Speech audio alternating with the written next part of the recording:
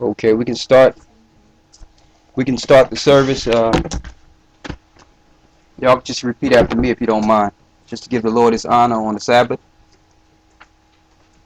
Um, in the Hebrew tongue, what we're going to say in the Hebrew tongue is, "Hear, O Israel, the Lord our God is one." Shema Yasha Allah Allahayana wa Akkad. Shema Yashra Allah Allahayana wa Achad. Hear, O Israel, the Lord our God is one. Hear, O Israel, the Lord our God is one. Thank you. Let's go to Exodus, the 20th chapter real quick before we go into the lesson. We want to start this off by saying on the Lord's Sabbath is that we are the Hebrews. We are the children of Israel. And with the children of Israel comes laws, statutes, and commandments contained in the Holy Bible, the Torah and the Tanakh. The Torah is the first 5 books of Moses, and Tanakh means the prophets. These are our people.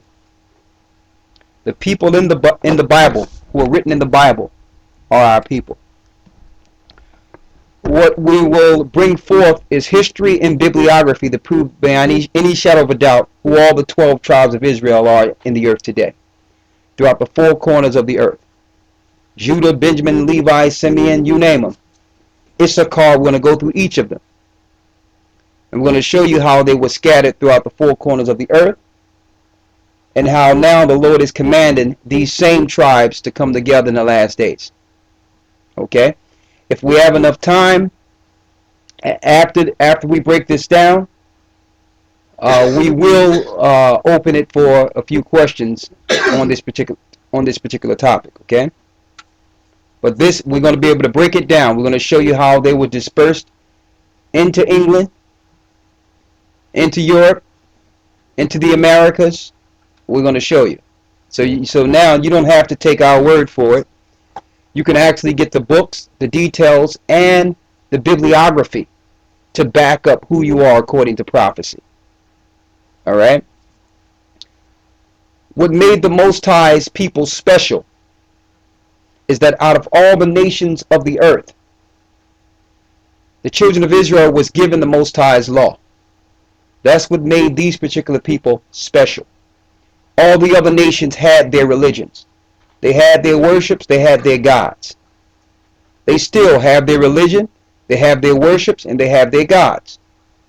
The difference is we were separated from those worships and those gods. When we fell as a people, we became subject to those nations and those gods. Okay? The truth was in the book the whole time. It was in the Bible the whole time. But what was wrong here is that we were taught philosophy and doctrine outside of the Bible. So when the professionals, or who you would call your scholars, spoke, you trusted them that what they were speaking was actually coming from the Bible. But it wasn't. Some people thought that the Bible was a white man's book. Then they found out that all the people in the Bible are people of color. Some people thought that the Bible was tampered with. But when we went into the Hebrew, we understood that the content wasn't tampered with. A few words was changed to push paganism. So by going into the Hebrew, we were able to switch those words into the Hebrew word.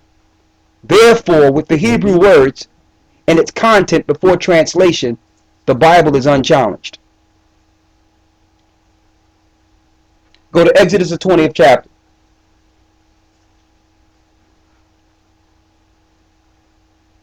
Read it. Exodus chapter 20 verse 1. And the Most High spake all these words, saying, I am the Most High thy power, which have brought thee out of the land of Egypt. He says, I'm the Most High your God, who brought you out of the land of Egypt. We are the people that walked out of Egypt and went through the Red Sea. We are the physical children of the people that went through the Red Sea. Read. Out of the house of bondage. Out of the house of bondage. If you notice, like I've mentioned last night, after our people left Egypt, you haven't seen any new pyramids erected lately. But when you go over to South America, the Mayans, which are Issacharites, they have some of the same schematics as the ancient Egyptian pyramids. Thousands of years after the pyramids in Egypt were constructed. Why? If you notice, the world was not built to this high civilization until after we were enslaved throughout the four corners of the earth. So if you're going to build a world, you will use the people that built Egypt. That's common sense.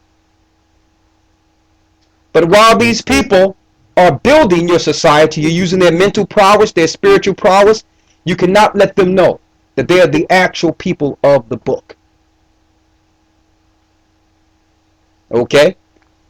So the earth been running off of us. We've been the battery that the whole earth been using to run off on. Our spirit. But yet, we have no idea that we are the people of the book.